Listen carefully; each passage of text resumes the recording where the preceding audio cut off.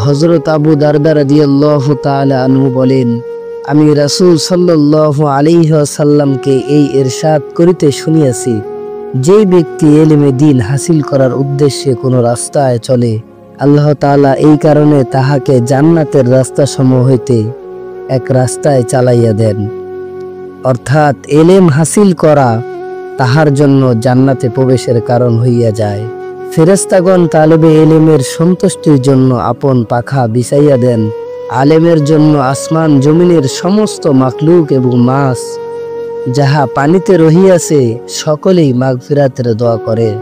নিঃসন্দেহে আবেদের উপর আলেমের ফজিলত এইরূপ যেরূপ পরিমাণ পূর্ণিমার চাঁদের ফজিলত সমস্ত তারকারাজির উপর।